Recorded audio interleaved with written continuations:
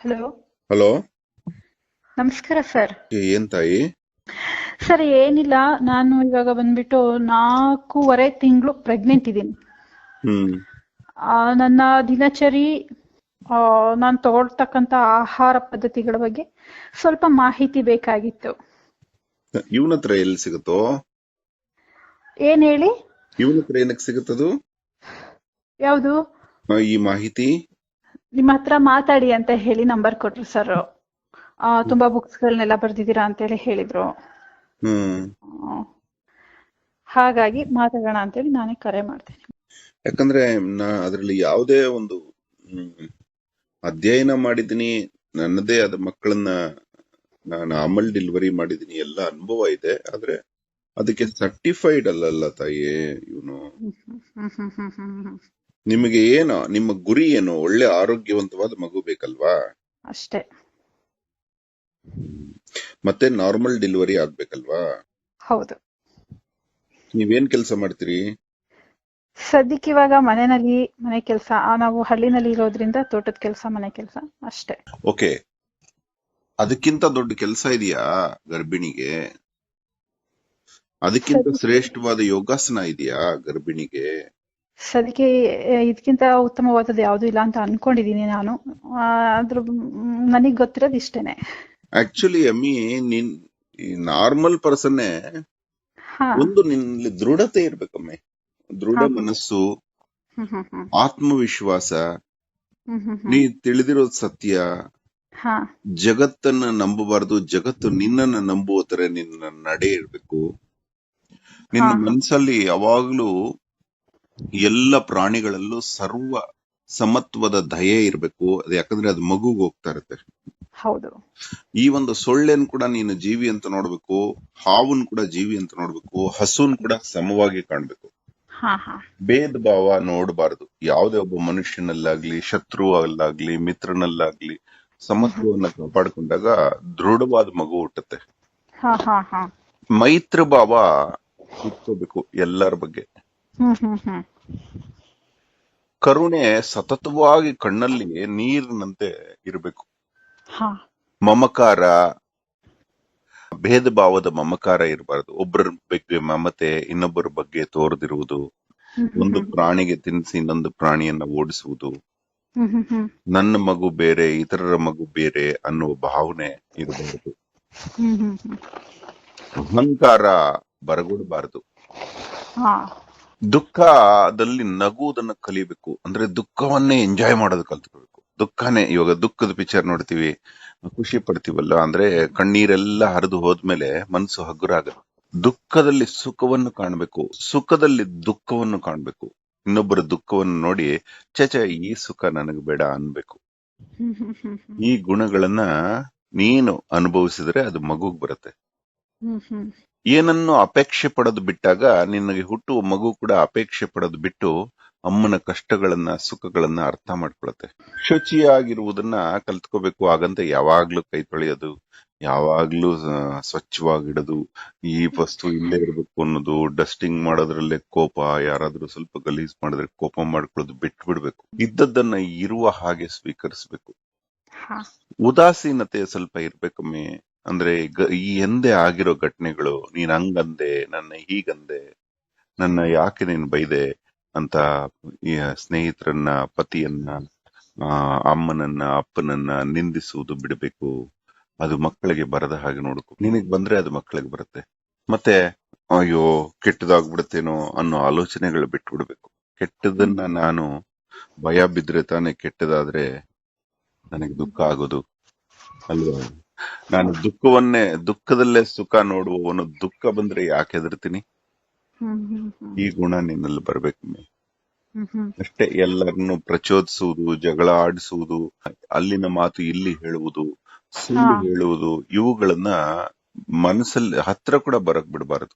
ಹಾ ಹಾ ಮತ್ತೆ ಯಾರಾದ್ರೂ ಬಂದು ಅಲ್ಲಿನ ಮಾತು ಇಲ್ಲಿ ಹೇಳಿದ್ರೆ ಅದಕ್ಕೆ ಪ್ರಚೋದನೆ ಕೂಡ ಕೊಡಬಾರದು. ಅಷ್ಟೇ ನಮಗೆ ಸಿಂಪಲ್ ಕಣ. ಆದಷ್ಟು ಚಳಿ ಆದ್ರೆ ಹೊದ್ಕೊಳ್ಳೋದು, ಹಾ ಬಿಸಿ ಆದ್ರೆ ಎಸಿ ಬೇಕು ಅನ್ನೋದು, ಅವನ್ನೆಲ್ಲ ಅವಾಯ್ಡ್ ಮಾಡ್ಬಿಡ್ಬೇಕು. ಮಳೆಯಲ್ಲಿ ತುಂಬಾ ಮನಸ್ಸಿಂದ ನೆನಿಬೇಕು. ಅಯ್ಯೋ ನಾನ್ ಇರೋದಕ್ ಮನೆ ಬೇಕು, ನನಗಿನ್ನು ಒಳ್ಳೆ ಮನೆ ಬೇಕು, ಇಂಥ ಆಲೋಚನೆಗಳು ಹೆಂಗಿದ್ರೆ ಹಂಗೆ ಇವು ಇಷ್ಟು ಸಿಂಪಲ್ ಕಣ. ಆಕ್ಚುಲಿ ನೀ ಏನಕ್ ಫೋನ್ ಮಾಡಿದ್ಯಾ ಅಂತ ಅಹೋರಾತ್ರನಿಗೆ ಗೊತ್ತಿಲ್ಲಮ್ಮ. ಆದ್ರೆ ಹೌದು. ಇಷ್ಟು ಮಾಡಿದ್ರೆ ಆಹಾರದಲ್ಲಿ ಏನ್ ಮಾಡ್ಬೇಕು, ಆಸೆ ಬಂದದ್ದೆಲ್ಲ ತಿನ್ಬೇಕು. ಐಸ್ ಕ್ರೀಮ್ ಆಸೆ ಆದ್ರೂ ಅನಾರೋಗ್ಯ ಅಂತ ಕೂಡ ಚಿಂತೆ ಮಾಡ್ಬೇಡ, ಹಾ. ತಿನ್ಬೇಕು. ಹ್ಮ್ ಹ್ಮ್ ನೇರಳೆ ಹಣ್ಣು ಆಸೆ ಆದ್ರೆ ತಿನ್ಬೇಕಷ್ಟೇ. ಯಾಕಂದ್ರೆ ನಿನ್ನ ದೇಹ ನಿನ್ನ ಮಗುನ ವಿಶೇಷ ಶ್ರದ್ಧೆಯಿಂದ ಬೆಳೆಸ್ತಾ ಇರುತ್ತೆ. ಹ್ಮ್ ಹ್ಮ್ ಹ್ಮ್ ಆ ಹ್ಮ್ ಮಗುಗೆ ಏನಾದ್ರೂ ಕೊರತೆ ಆದ್ರೆ ಕೆಮಿಕಲ್ಸ್, ಅದು ಇಮ್ಮಿಡಿಯೇಟ್ಲಿ ನಿನ್ಗೆ ಆರ್ಡರ್ ಮಾಡುತ್ತೆ, ಏಯ್ ಇದ್ ತಿನ್ನು ಬೇಗ ಅಂತ. ಹಾ ಹಾ. ಅದನ್ನ ತಿಂದು ಬಿಡ್ಬೇಕಷ್ಟೇ. ಅದ್ ಹ್ಮ್ ತಿಂದ್ರೆ ಆ ಮಗುಗೆ ಬೇಕಾಗಿರೋ ಕೆಮಿಕಲ್ಸ್ ಸಿಗುತ್ತೆ. ಹ್ಮ್ ಹ್ಮ್ ಹ್ಮ್ ಇಷ್ಟು ಮಾಡಿದ್ರೆ ಸಾಕು ತಾಯಿ. ಆ, ಕೆಲವೊಂದು ವಿಷಯಗಳ ಬಗ್ಗೆ ನನಗೆ ಮಾಹಿತಿ ಗೊತ್ತಿರಲಿಲ್ಲ. ಎಲ್ಲದಕ್ಕಿಂತ ಹೆಚ್ಚಾಗಿ ನನ್ನ ಸುತ್ತಮುತ್ತ ಪರಿಸರ ಏನಿದೆ, ಆ ಪರಿಸರದಲ್ಲಿ ಬರ್ತಕ್ಕಂಥ ವಾತಾವರಣ ಅಷ್ಟು ಪರಿಶುದ್ಧವಾಗಿಲ್ಲ. ಹ್ಮ್. ಹಾಗಾಗಿ ಇಂಥ ಒಂದು ಪರಿಸರದಿಂದ ನನ್ನ ಮಗುನ ಏ, ರಕ್ಷಿಸಲು. ಹೋಗಮ್ಮೆ ನೀನು. ಹೆಸರು ಕಾಮಲ ಅಂದ್ರೇನು, ಮಲದಲ್ಲಿ ಹುಟ್ಟಿದವಳು ಅಂತ. ಹಾ ಪರಿಸರ ಕೆಟ್ಟದಿದ್ರೇನೆ ಲಕ್ಷ್ಮಿ ಹುಟ್ಟೋದು ಕಣ. ಹಾ ಹಾ ನಿನ್ ಹೊಟ್ಟೆಲ್ ಮಗು ಹುಟ್ಟಬೇಕು ಅಂದ್ರೆ ಒಳ್ಳೆ ಪರಿಸರದಲ್ಲಿ ಇದ್ರೆ ಕಷ್ಟ, ಕೆಟ್ಟ ಪರಿಸರದಲ್ಲಿ ಒಳ್ಳೇದು ಹುಟ್ಟತ್ತೆ. ಅಂದ್ರೆ ಲಕ್ಷ್ಮಿ ತಾವರೆ ಹುಟ್ಟಿ ಆ ತಾವರೆ ನೀರಲ್ಲಿ ಹೇಗಿತ್ತೋ ಹಾಗೆ ಇದೆಲ್ಲ. ಆ ಕೆಸರು ಅನ್ನೋದ್ರ ಮಧ್ಯೆನೆ ಹಸಿರು ಹುಟ್ಟೋದು. ಹಾ ಹಾ ಹಾ ಅಯ್ಯೋ, ಇವೆಲ್ಲ ಚಿಂತೆ ಮಾಡ್ಬಿಡಮ್ಮಿ, ನಗನಗ್ತಾ ಇದ್ಬಿಡು. ಕೊನೆ ಪಾಯಿಂಟ್ಸ್ ಹೇಳ್ಕೊಡ್ತೀನಿ. ಹಾ ಗರ್ಭದಲ್ಲಿ 9 ತಿಂಗಳು 9 ಅವತಾರಗಳಲ್ಲಿ ಮಗು ಬೆಳೆಯುತ್ತೆ. ಹಾ ಮೊದಲನೇ ತಿಂಗಳಲ್ಲಿ ಮತ್ಸ್ಯದ ಹಾಗಿರುತ್ತೆ, 2ನೇ ತಿಂಗಳಲ್ಲಿ ಕೂರ್ಮದ ಹಾಗಿರುತ್ತೆ.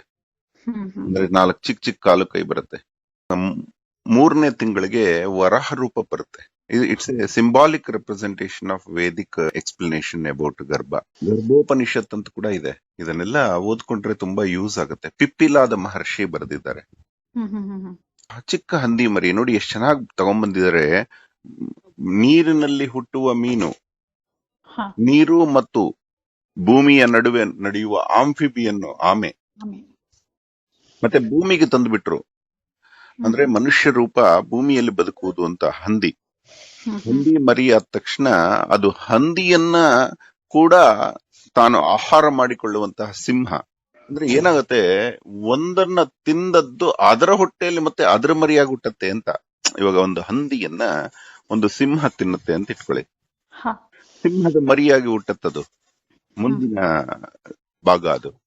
ಹಾ ಅಂದ್ರೆ ಸಿಂಹದ ಮರಿ ತರ ನರಸಿಂಹ ಅವತಾರ 4ನೇ ತಿಂಗಳು. ಇವಾಗ ನಿನ್ನ ಹೊಟ್ಟೆಲಿ ಅಮ್ಮಿ ಹಾ ವಾಮನ ಅವತಾರ ನಡೀತಾ ಇದೆ. ಯಾಕಂದ್ರೆ ನರಸಿಂಹ ಅವತಾರ ಮುಗೀತು. ಅಂದ್ರೆ ಕೂದ್ಲು, ಉಗುರುಗಳು ಎಲ್ಲ ಬಂದಿದೆ ಮಗುಗೆ.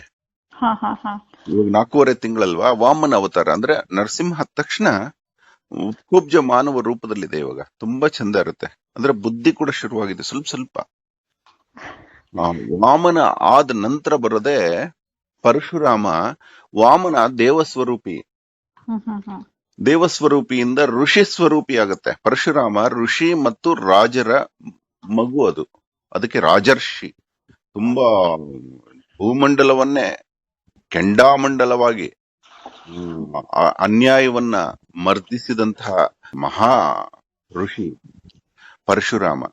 ಸರ್ವಶಾಸ್ತ್ರಜ್ಞ, ಶಸ್ತ್ರಜ್ಞ. ಪರಶುರಾಮ ಅವತಾರ 6ನೇ ತಿಂಗಳು.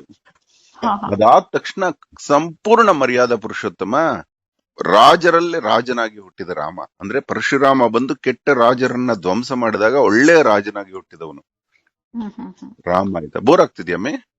ಇಲ್ಲ ಇಲ್ಲ ನೀ ಕೇಳಿದ್ದು ಬರ್ತಾ ಇಲ್ಲ ಅಂತನಾ? ನೀ ಇದೆಲ್ಲ ಕೇಳಿರ್ಲಿಲ್ವಾ? ಹಾಗೇನಿಲ್ಲ. ಈ ವಿಷಯ ನಾನು ಅಷ್ಟಾಗಿ ತಿಳ್ಕೊಂಡಿರ್ಲಿಲ್ಲ. ಹಾಗಾಗಿ ನೀವು ಹೇಳ್ತಾ ಇರ್ತಕ್ಕಂತ ಒಂದೊಂದು ಮಾತಿನಲ್ಲೂ ನನ್ನ ಮನಸ್ಸಿನಲ್ಲಿ ಊಹಿಸ್ಕೊಂತಾ ಇದೀನಿ ಇದು ಯಾವ ಓಕೆ ರೀತಿ ಓಕೆ ಇರ್ಬೋದು. ಓಕೆ. ಇದಾದ್ಮೇಲೆ ರಾಮ ಆದ ನಂತರ ರಾಮನಿಗೆ ಒಂದು ಬುದ್ಧಿಯ ಕೊರತೆ. ಅಂದ್ರೆ ಈ ಅಡ್ಮಿನಿಸ್ಟ್ರೇಷನ್ ಎಲ್ಲ ಇತ್ತು. ಅಂದ್ರೆ ಮಂತ್ರಿ ವರ್ಗ ಬೇಕಾಗಿತ್ತು, ಬುದ್ಧಿ ವರ್ಗ ಬೇಕಾಗಿತ್ತು. ಯಾಕಂದ್ರೆ ರಾಮನ ಜಾತಕದಲ್ಲಿ ಬುಧ ನೀಚ ಸ್ಥಾನದಲ್ಲಿದ್ದ, ಹಾ ಎಲ್ಲ ಗ್ರಹಗಳು ಉಚ್ಚ ಸ್ಥಾನ. ಆ ಪರಿಪೂರ್ಣತೆಗೆ ಮುಂದಿನ 8ನೇ ತಿಂಗಳು ಕೃಷ್ಣಾವತಾರ ಬರುತ್ತೆ. ಕೃಷ್ಣನಾಗಿ ಗುಣ, ಅದು ಹೆಣ್ಣಾಗ್ಲಿ ಗಂಡಾಗ್ಲಿ. ಹಾ ಹಾ ಅಂದ್ರೆ ಹಾ ಬುದ್ಧಿ, ಕೃಷ್ಣ ಚುರುಕಾಗ್ಬಿಟ್ಟ. ಹೌದು. ಅಂದ್ರೆ ಎಲ್ಲ ರಾಮನ ಗುಣಗಳ ಜೊತೆಗೆ ಚುರುಕಾದ ಬುದ್ಧಿ ಬಂದ್ಬಿಡ್ತು. ಜ್ಞಾನ, ಜ್ಞಾನದ ಪ್ರಖರ, ಯಾವ ಗುರುವೇ ಬೇಕಾಗಿಲ್ಲ, ಅಷ್ಟೊಂದು ಪ್ರಖರ ಜ್ಞಾನ. ಹೌದು. ಅದಾದ್ಮೇಲೆ 9ನೇ ತಿಂಗಳು ಇಷ್ಟೆಲ್ಲ ಬುದ್ಧಿ ಇದ್ದು ಪ್ರಯೋಜನವೇನು, ಎಲ್ಲವೂ ನನಗೆ ಇದೆಲ್ಲ ಮುಟ್ಟದಂಗಿರಬೇಕು ಅಂತ ಕೃಷ್ಣ ಹೇಳಿದ ಗೀತೆಯನ್ನ ಬುದ್ಧ ಸಾಧಿಸಿ ತೋರಿಸಿದ್ದೆ ಬುದ್ಧ ಅವತಾರ. ಹಾ ಹಾ ಆ 9 ತಿಂಗಳು ಯಾವುದೇ ಕಾರಣಕ್ಕೂ ಮಗು ಹೊಟ್ಟೆಲಿರ್ಬೇಕು, ಹಾ ಈ ಯಾವುದೇ ಕಾರಣಕ್ಕೂ ಅಪ್ರಾಕೃತಿಕವಾದ ಸಿಸೇರಿಯನ್ ಅಲ್ಲಿ ತೆಗಿಬಾರದು ಮಗುನ ಅನ್ನೋ ಭಾವನೆಗೆ ಇಷ್ಟೆಲ್ಲ ಹೇಳ್ತಾ ಇದ್ದೀನಿ ನಿಂಗೆ. ಆದ್ರೆ ಹಾ. ಕೆಲವರಿಗೆ 7 ತಿಂಗಳಿಗೆ ಮಕ್ಕಳಾಗುತ್ತೆ. ಸೇಮ್ ರಾಮಂತರನೇ ಬಿಹೇವ್ ಮಾಡ್ತಾ ಇರ್ತಾರೆ, ಹೌದು ಹೌದು ಹೌದು. ಪರಶುರಾಮಂತರನೇ. ಅವನು ಹೊರಟ ಎಷ್ಟು ಎತ್ತರದಿಂದ ಜಿಗಿಬೇಕು ಅಂತ ಗೊತ್ತಾಗಲ್ಲ, ಏನು ಆ 7 ತಿಂಗಳು ಹುಟ್ಟಿದವ್ ನಂಗೆ ಆಡ್ತೀಯಾ ಅಂತಾರೆ ಅಲ್ವಾ. ಅದು 8ನೇ ತಿಂಗಳು ಕೃಷ್ಣ ಅಲ್ವಾ. 8ನೇ ತಿಂಗಳು ಯೂಶಲಿ ಯಾರು ಹುಟ್ಟಲ್ಲ.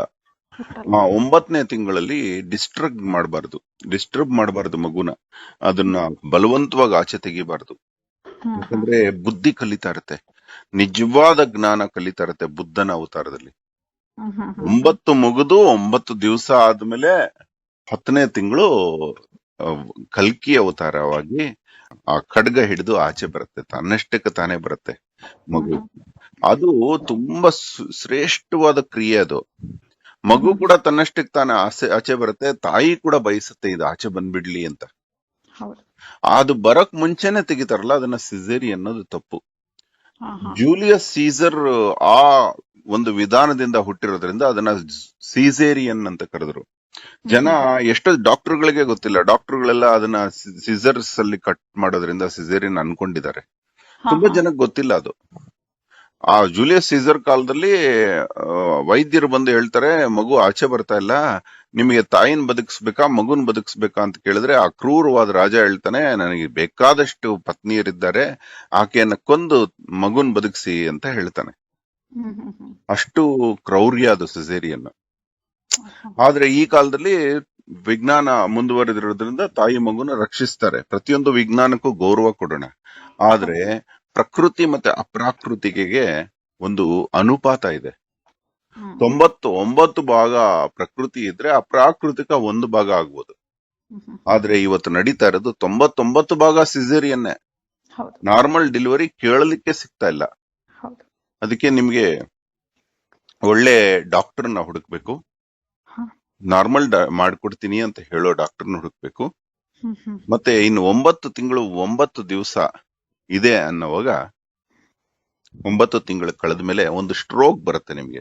ಹಾ ಆ ಸ್ಟ್ರೋಕು ಆಕಾಶದಲ್ಲಿ ಸಿಡಿಲು ಬಡ್ದಂಗಿರುತ್ತೆ. ಅಂದ್ರೆ ಅಷ್ಟು ಭಯಂಕರ ಅಲ್ಲ, ಒಂಥರ ಶಾಕ್ ಹೊಡೆದಂಗಿರುತ್ತೆ, ಎಲೆಕ್ಟ್ರಿಕ್ ಶಾಕ್. ಹ್ಮ್ ಹ್ಮ್ ಹ್ಮ್ ಆ ಸ್ಟ್ರೋಕ್ ಬಂದ ತಕ್ಷಣ ಎಲ್ಲ ಹೆಣ್ಮಕ್ಳು ಯೂಶಲಿ ಅಯ್ಯೋ ಇನ್ನು ಡೆಲಿವರಿ ಆಗ್ತಾ ಇದೆ ಅಂತ ಭಯಕ್ಕೆ ಡಾಕ್ಟರ್ ಹತ್ರ ಹೋಗ್ತಾರೆ. ಹಾ ಹಾ ವೈಜ್ಞಾನಿಕ ವಿಧಾನಗಳಲ್ಲಿ ಇಂಡ್ಯೂಸ್ ಪೇನ್ ಅಂತ ಮಾಡ್ತಾರೆ. ಅವರು ಪೇನ್ ಬರೋ ತರನೇ ಮದ್ದು ಕೊಟ್ಬಿಡ್ತಾರೆ. ಓಹೋ. ಬಟ್ ಮಗು ಆಚೆ ಬರಕ್ ರೆಡಿ ಇರಲ್ಲ. ಹ್ಮ್ ಹ್ಮ್ ಹ್ಮ್ ಹ್ಮ್ ಹಾಗಾಗಿ ಸಿಸೇರಿಯನ್ ಮಾಡುವಂತ ಪರಿಸ್ಥಿತಿ ಬರುತ್ತೆ. ಆ ಫಸ್ಟ್ ಸ್ಟ್ರೋಕ್ಗೆ ನೀವು ಹೆದರಬಾರ್ದು. ಇನ್ನು 15 ದಿನ ಇದೆ ಅಂತ ದೇವರು ಹೇಳುವಂತ ಒಂದು ಲಕ್ಷಣ ಅದು. ಹ್ಮ್ ನಿಮಗೆ ಹ್ಮ್. ಸ್ಟ್ರೋಕ್ ಹೆಂಗಿರುತ್ತೆ ಅಂತ ಒಂದು ಪರಿಚಯ ಆಗುತ್ತೆ, ಭಯ ಬೀಳ್ಬಾರ್ದು. ಹಾ ಅದಾದ ನಂತರ ನೆಕ್ಸ್ಟ್ ಡಾಕ್ಟರ್ ಹತ್ರ ಮಾತಾಡಿ ನಿಮ್ಮ ಹತ್ತಿರದ ನರ್ಸಿಂಗ್ ಹೋಮ್ ಇಟ್ಕೊಳ್ಳಿ.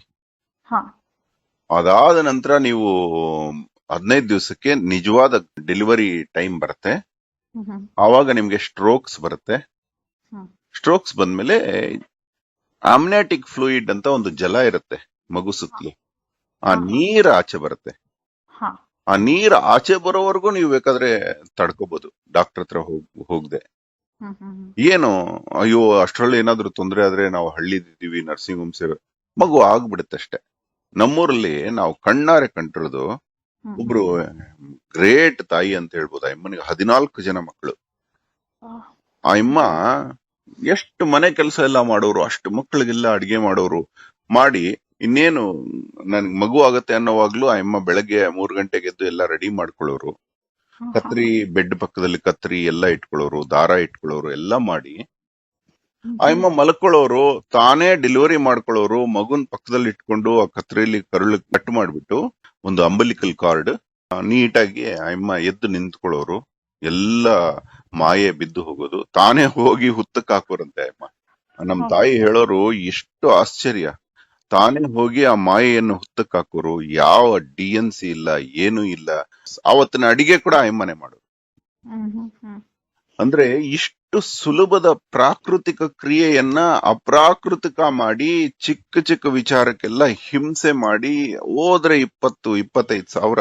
ಒಂದು DNC ಮಾಡ್ಬೇಕು ಅಂದ್ರೆ 20 ಸಾವಿರ ತಗೋತಾರಂತೆ. ಹೀಗಾಗಿದೆ. ಇವಾಗ ನೀವು ಕಲಿಬೇಕಾಗಿರೋದು ಇವಾಗ ಇದು ಇದೆ. ನೀವು ಒಳ್ಳೆ ಡಾಕ್ಟರ್ನ ಮಾತಾಡಿ, ಹಾ ಪ್ರಾಮಿಸ್ ತಗೊಳ್ಳಿ, ನಾನೀಗ ಕೊನೆ ಪೇನ್ಸ್ ಬಂದಾಗ ಬರ್ತೀನಿ, ನಂಗೆ ನಾರ್ಮಲ್ ಡೆಲಿವರಿ ಆಗ್ಬೇಕು ಅಂತ ಹೇಳಮ್ಮಿ. ಹಾ ನಾರ್ಮಲ್ ಆಗತ್ತೆ. ಮತ್ತೆ ನೀವು ರೈತರ ಮಗು ಆಗಿರೋದ್ರಿಂದ ಸಿರಿಧಾನ್ಯಗಳನ್ನ ಬಳಸಿ, ಶಕ್ತಿಯುತವಾದ ಮಕ್ಕಳು ಹುಟ್ಟುತ್ತಾರೆ. ಓಹೋ. ಓಕೆ. ಮತ್ತೆ ಹಬ್ಬದ ದಿವಸ ನವಧಾನ್ಯಗಳನ್ನ ಬಳಸಿ, ಪರವಾಗಿಲ್ಲ. ಇದು ಮೆಟ್ಲು ಹತ್ತೋದು ಇಳಿಯೋದು ನಿಧಾನಕ್ಕೆ ಮಾಡಿ, ಪರವಾಗಿಲ್ಲ. ಹಾ ಆ ಮೂವ್ಮೆಂಟ್, ಜಾಯಿಂಟ್ ಮೂವ್ಮೆಂಟ್ಸ್ ಹಿಡಿದುಕೊಳ್ಳದೆ ಇದ್ದಾಗ ಮಗು ಆರಾಮಾಗಿ ಬರುತ್ತೆ. ಓಕೆ. ಹಾ ಹಾ ಇವಾಗ ನಿಮ್ಮ ಮನ್ಸಲ್ಲಿ ಏನ್ ಕೇಳಕ್ ಫೋನ್ ಮಾಡಿದ್ಯಾ ಹೇಳಮ್ಮ. ಮಗು ಯಾವ ತಿಂಗಳಿನಲ್ಲಿ ಎಷ್ಟೆಷ್ಟು ತೂಕ ಬರುತ್ತೆ? ಒಂದು ಪ್ರಶ್ನೆ. ಮತ್ತೊಂದು ಪ್ರಶ್ನೆ ಏನಪ್ಪಾ ಅಂತಂದ್ರೆ, ಆಯಾ ಸಮಯದಲ್ಲಿ ನಾವು ತಗೊಳ್ತಕ್ಕಂತ ಆಹಾರ ಪದ್ಧತಿ ಹೇಗಿರ್ಬೇಕು? ಇಷ್ಟೇ ನನ್ನ ಪ್ರಶ್ನೆ. ಅದೇ ನಮ್ಮ ಈ ಪದ್ಧತಿ ಅನ್ನೋದು ಇದೆಯಲ್ಲ, ಹಾ ಅದು ನಾವು ಮಾಡಬಾರ್ದು, ಆ ಮಗು ಕೇಳುತ್ತೆ ಅಂತ ಹೇಳಿದೆ ನಾನು ಲಾಸ್ಟ್ ಆಡಿಯೋ. ಹೌದು ಹೌದು ಮಗು ಹೌದು. ತನಗೇನ್ ಆಸೆ ಆಗತ್ತೆ ಅನ್ನೋದನ್ನ ಮಗುವಿನ ದೇವತೆಗಳಿರ್ತಾರೆ. ಹಾ ಹಾ ಹಾ ಮಗು ಬೆಳೆಸುವ ದೇವತೆಗಳನ್ನ ಕೃತ್ತಿಕೆಯರು ಅಂತ ಕರೀತಾರೆ. ಹಾ ಅವ್ರಿಗೆ ಆ ಮಗುಗೆ ಏನ್ ಬೇಕು ಅಂತ ಗೊತ್ತಾದ ತಕ್ಷಣ ನಿನ್ಗೆ ಆರ್ಡರ್ ಮಾಡುತ್ತೆ. ನೀನ್ ಅದ್ ತಿನ್ಬೇಕು ಅಂತ ಬಯಕೆ ಇಡ್ತೀಯ. ಅದನ್ನೇ ಬಯಕೆಗಳು, ಗರ್ಭಿಣಿ ಬಯಕೆಗಳು ಅಂತಾರಲ್ಲ, ಹಾ ಹಾ ಅದು ಬಯಕೆ. ಅದು ಬರುತ್ತೆ. ಹಾಗಾಗಿ ನಿನಗೆ ಆಹಾರದ ಜ್ಞಾನ ಇರಬೇಕು. ಯಾವುದು ಡ್ರೈ ಫ್ರೂಟ್ಸ್, ಮತ್ತೆ ವಿಧ ವಿಧವಾದಂತಹ ನೋಡು, ಹಳ್ಳಿಯಲ್ಲಿ ಮಾಡುವಂತಹ ತಿನಿಸುಗಳು, ಪೊಂಗಲ್ಲು, ನಾವು ಮಸಾಲೆ ಪದಾರ್ಥಗಳೆಲ್ಲ ಆಯುರ್ವೇದಿಕ ನಮ್ಮದು. ಅದೇ ಈ ಎಲ್ಲ ನಮ್ಮ ಮಸಾಲಾ ಪದಾರ್ಥಗಳನ್ನ, ನಾವು ಅಡಿಗೆಗೆ ಬಳಸುವಂತಹ ಪದಾರ್ಥಗಳನ್ನ, ಅದು ನೀವು ರೈತರು ಫ್ರೆಶ್ ತರಕಾರಿಗಳನ್ನ ತಿನ್ನೋದ್ರಿಂದ ಏನೂ ತೊಂದರೆ ಇಲ್ಲ. ನೀವು ವಿಷ ತಿಂದ್ರು ಮಗುಗ್ ಸೇರ್ಸೋದಿಲ್ಲಮ್ಮೆ ದೇವ್ರು. ಅದು 3 ಲೇಯರ್ಸ್ ಇರುತ್ತೆ. ಎಕ್ಸ್ಟ್ರಾ ಎಂಬ್ರಿಯಾನಿಕ್ ಮೆಂಬ್ರೇನ್ಸ್ ಅಂತ ಇರುತ್ತೆ ಮಗು ಸುತ್ತಲೂ. ರಕ್ಷಾ ಕವಚ ಅಂತ. ಅದನ್ನ ಎಕ್ಟೋಡರ್ಮ್, ಎಂಡೋಡರ್ಮ್, ಮೀಸೋಡರ್ಮ್ ಅಂತ 3 ಲೇಯರ್ಸ್ ಇರುತ್ತೆ. ಹಾ ಅವು ತಾಯಿ, ಅದಕ್ಕೆ ಹೆಣ್ಣಿಗೆ 2 ಆತ್ಮಗಳಂತೆ, ಗಂಡಿಗೆ ಒಂದೇ ಆತ್ಮನಂತೆ. ಗರ್ಭಾಶಯಕ್ಕೆ ಬೇರೆ ಆತ್ಮ ಕೆಲಸ ಮಾಡ್ತಾ ಇರುತ್ತೆ. ಓಹೋ. ನಿಂಗೂ ಅದಕ್ಕೂ ಡಿಸ್ಕನೆಕ್ಟ್ ಮಾಡಿರುತ್ತದು. ಹಾ ಹಾ ಮಗುಗೇನು ಅನ್ಯಾಯ ಆಗೋಗ್ ಬಿಡಲ್ಲ. ಎಷ್ಟು ಸಲ ವಿಷಪ್ರಾಶನ ಮಾಡಿ ಗರ್ಭಿಣಿಯರು ಪ್ರಾಣ ಬಿಡ್ತಾರಲ್ಲ, ಒಳಗಡೆ ಮಗು ಬದುಕಿರುತ್ತೆ.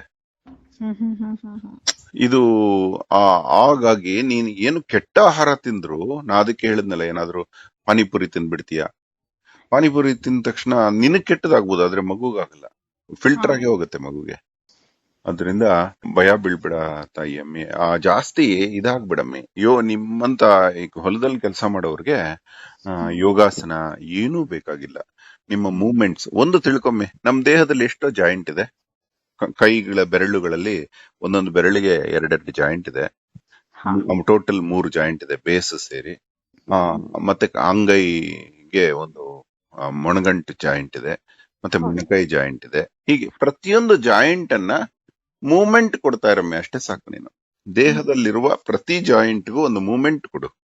ಹ್ಮ್ ಹ್ಮ್ ಹ್ಮ್ ಮತ್ತೆ ನಾಟಿ ಹಸುವಿನ ತುಪ್ಪದಲ್ಲಿ ಹಾ ಒಂದು ದಿವಸ, ಎಳ್ಳೆಣ್ಣೆಯಲ್ಲಿ ಒಂದು ದಿವಸ, ಪ್ಯೂರ್ ಕರಿ ಎಳ್ಳೆಣ್ಣೆಯಲ್ಲಿ ಒಂದು ದಿವಸ ಹೊಟ್ಟೆಗೆ ಮಸಾಜ್ ಮಾಡ್ಕೊಮ್ಮೆ. ಹಾ ನಿಧಾನಕ್ಕೆ ಮೃದುವಾಗಿ ಮಸಾಜ್ ಮಾಡ್ಕೊ. ಹ್ಮ್ ಹ್ಮ್ ಹ್ಮ್ ಬಟ್ ತುಂಬಾ ಪವಿತ್ರವಾದ ಶುದ್ಧವಾದ ತುಪ್ಪ ಇದ್ರೆ ಯೂಶಲಿ ಅದೋ ಬಸ್ತಿ ಅಂತ ಮಾಡ್ತಾರೆ. ಮಗು ಬರುವ ದ್ವಾರದಲ್ಲಿ ತುಪ್ಪನ ಬಳಸ್ತಾರೆ. ಹಾ ಹಾ ಮನೇಲೆ ಡೆಲಿವರಿ ಆಗೋರು ಆ ತುಪ್ಪವನ್ನ ಲೂಬ್ರಿಕೆಂಟ್ ಆಗಿ ಬಳಸಿ ಮಗು ಸುಲಭವಾಗಿ ಆಚೆ ಬರೋ ತರ ಮಾಡ್ತಾರೆ. ಹಾ ಹಾ ಹಾ ಆದ್ರಿಂದ ಇದೊಂದು ದೈವ ಕಾರ್ಯ. ನಮ್ಮ ಬ್ರಹ್ಮ ಕಮಲ ಅರಳಿದಂತೆ ಅರಳಿ ಬರುತ್ತೆ ನಿನ್ನ ಮಗು. ಇದನ್ನ ನೀನು ಉಪಯೋಗಿಸ್ಕೋ ತಾಯಿ. ಖಂಡಿತ ಖಂಡಿತ ಉಪಯೋಗಿಸ್ಕೊಂತೀನಿ. ಇನ್ನೇನಾದ್ರೂ ಕೇಳ್ಬೇಕಮ್ಮ? ಎಲ್ಲಾ ಪ್ರಶ್ನೆಗೂ ಒಂದೇ ಸರ್ತಿ ಮಾತಿನಲ್ಲೇನೆ ಉತ್ತರ ಕೊಟ್ಟಿರ್ಬೇಕಾರೆ ಮತ್ತೆ ಮತ್ತೆ ಪ್ರಶ್ನೆ ಕೇಳೋದಿಲ್ಲ ಅಲ್ವಾ? ಓಕೆ ತಾಯಿ, ಥ್ಯಾಂಕ್ಸ್ ಅಮ್ಮಿ.